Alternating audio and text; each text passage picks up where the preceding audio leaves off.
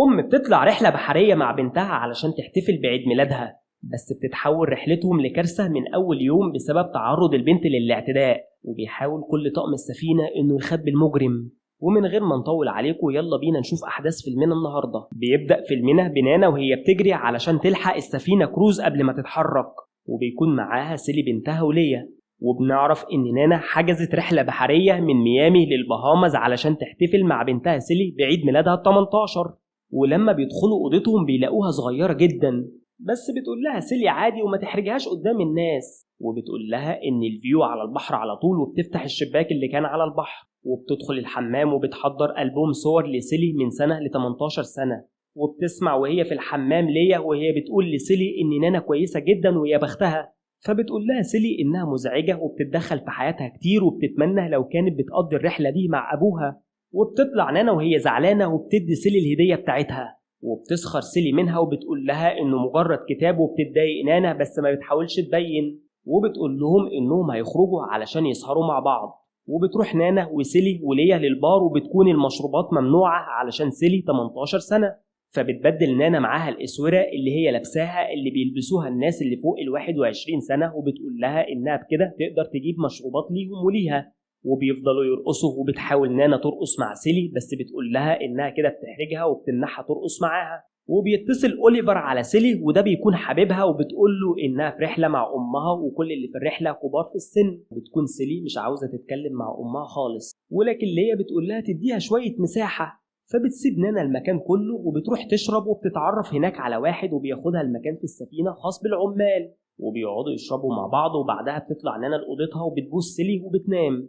وبتصحى نانا من النوم على حد بيخبط على الباب، وبتروح وبتقول لها العاملة انهم لقوا نانا على سطح السفينة، وبتفهم على طول انهم قصدهم على بنتها. وبتتصدم لما بتعرف ان سيلي ما رجعتش الأوضة، وانها افتكرت ليا هي سيلي لان ليا نامت مكان سيلي. وبتروح نانا وبتلاقي سيلي فاقدة الوعي على سطح السفينة، وبتصحيها وبتاخدها. وبتعرف انها شربت كتير جدا، وبتقول لها سيلي انها مش فاكرة اي حاجة لحد ما بيجي حد وبيديها الهدوم الداخلية بتاعت بنتها وهي متقطعة. بتشك نانا ان بنتها اتعرضت للاعتداء، ولما بتسألها نانا بتقول لها سيلي ان جسمها وجعها جدا ومش فاكرة اي حاجة. وبتسأل العامل مين لقى بنتها ولقوا الهدوم فين، فطبعا محدش بيجاوبها. وبتسألهم بعد كده على مكان الدكتور وبتعرف مكانه. وبتاخد سيلي وبتطلع للدكتور علشان يعملوا فحص، وبيجمع الدكتور بعض الأدلة وبتقول له نانا اللي حصل. وبيسأل سيلي لو كانت شربت، فبتقول له إنها شربت بالرغم إن نانا حاولت تخبي ده عليه. فبيعمل لها اختبار كحول وبيقول لها إنها تقول له كل حاجة علشان يلاقوا اللي عمل فيها كده، وبيديها حبوب علشان ما تحملش بعد اللي اتعرضت ليه. وبيطلب من نانا تخرج بره لحد ما يفحص سيلي. وبتستأذن نانا إنها تفضل مع سيلي، بس سيلي بترفض وبتقول لها إنها عاوزة تفضل لوحدها. ولما بتخرج بتجيلها واحدة من أمن السفينة وبتقول لها إن إيمي هتفضل معاهم علشان تساعد سيلي. وبتدخل نانا الحمام وبتشوف موبايل سيلي، وبيكون أوليفر وبيفضل يزعق وبلا ترد عليه، بس بتقفل نانا التليفون وبتخرج تكمل كلامها مع مديرة الأمن.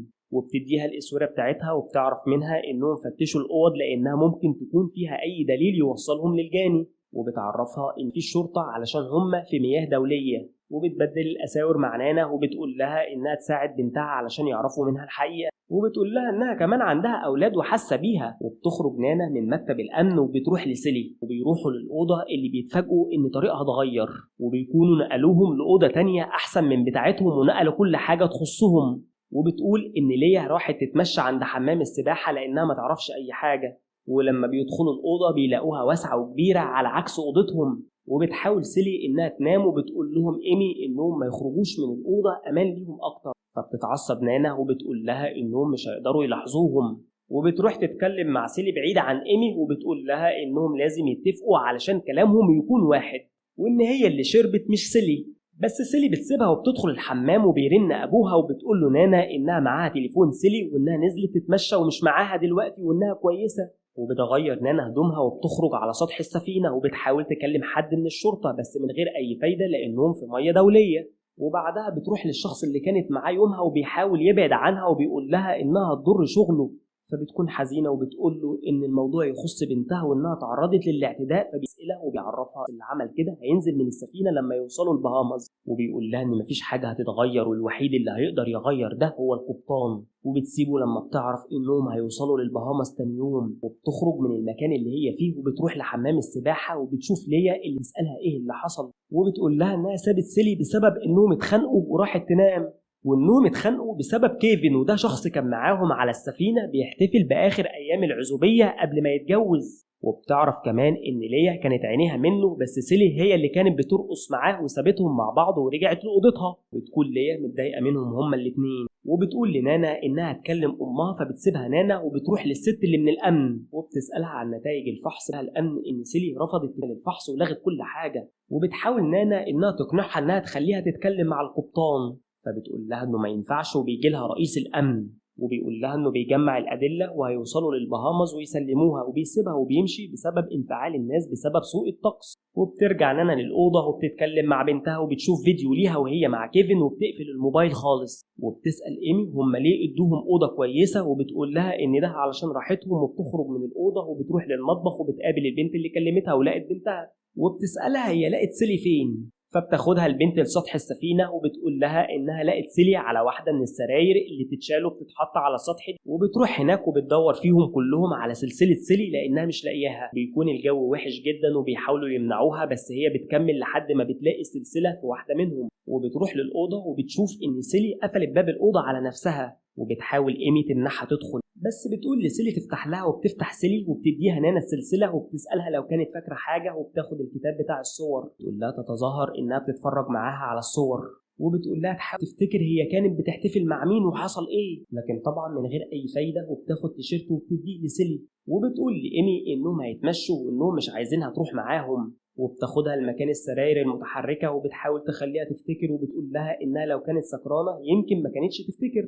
وبتفهم سيلي ان امها فاكره ان الموضوع ده حصل بمزاجها، وبتدخل سيلي في حاله صعبه جدا، تقول لها انها فاكره اللي حصل وانها تعرضت للاعتداء وما كانتش شايفاه، بس عضته من دراعه جامد والعضه اكيد سابت اثر.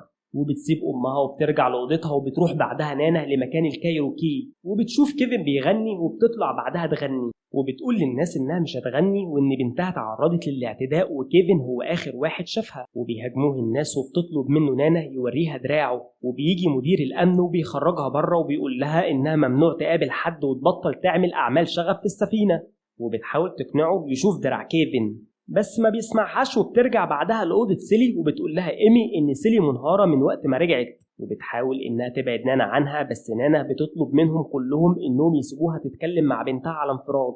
وبتقول لها سيلي إنها خايفة من أوليفر حبيبها وعارفة إنه مش هيصدقها، وبتطمنها نانا، وبتقاطع كلامهم إيمي وهي بتقول لها إن القبطان عاوز يقابلها. وبتاخد سيلي وبتقوم وبياخدوهم لأوضة فاضية، وهناك بيجي كيفن وواحد تاني وبيقعدوا هما كمان، وبتيجي مساعدة القبطان وبتقول لهم إنها عايزة تحل المشكلة، وبتقول لهم إنهم مش هيروحوا البهامس وراجعين تاني على ميامي بسبب سوء الطقس، وإنها عاوزة ترجع بالركاب كلهم بخير من غير أي مشاكل. وبتكون سيلي خايفة وبتطلب نانا إنها تشوف دراع كيفن، بس بتتكلم سيلي وبتقول إن مفيش حاجة حصلت وإنها تتنازل عن كلامها اللي قالته. وبعدها بتخرج القبطان وبتقول لها إن الكلام كده انتهى، وبتتضايق نانا من موقف سيلي لأن كيفن قال لها إن سيلي بتكذب عليها، وبتخرج وراها وبتقول لها ليه ما قالت لهاش، فبتقول لها إنها مش عايزة تتحط في مجال الاتهام ومش حابة تتسأل وعاوزة بس تتخطى اللي حصل. وبتروح نانا للبار، وهناك بتشوف ليا اللي بتوريها إن سيلي بتكذب وإنها كانت بترقص مع كيفن ومصوراهم مع بعض.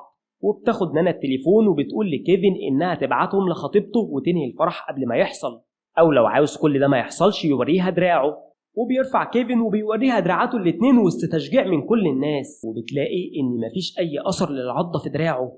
وفي وسط كل ده بتشتد العاصفة، وبيقولوا للركاب يرجعوا لأوضتهم أو يحتفلوا في حفلة صامتة، وإنهم هيركبوا فيها للي موجودين هيدفون. وبتروح وبتشوف سيلي، وبتفضل هي وسيلي يرقصوا مع بعض بشغف وحب. وبيجي كيفن وبيقدم لهم مشروب وبياخدوه لأنهم بيعرفوا إنه مظلوم. وبيجي واحد تاني وبيحاول يضايقهم وبيضربوا كيفن، وبيجي ماتيس أخو كيفن وبياخد مفتاح الأوضة من كيفن. وأول ما بتشوفه سيلي بتركز وبتفتكر حاجة وبتروح ورا ماتيس، وبتروح وراها أمها وبتخبط سيلي على الباب، وبيفتح لها ماتيس وبتطلب منه بهدوء يوريها دراعه. وبتكون نانا بتصور وبيقفلوا الباب بتاع الأوضة، وبيرفع دراعه وبيرفض إنه يرفع التاني. بس لما بيرفعوا بيتصدموا لما بيشوفوا آثار العض على دراعه.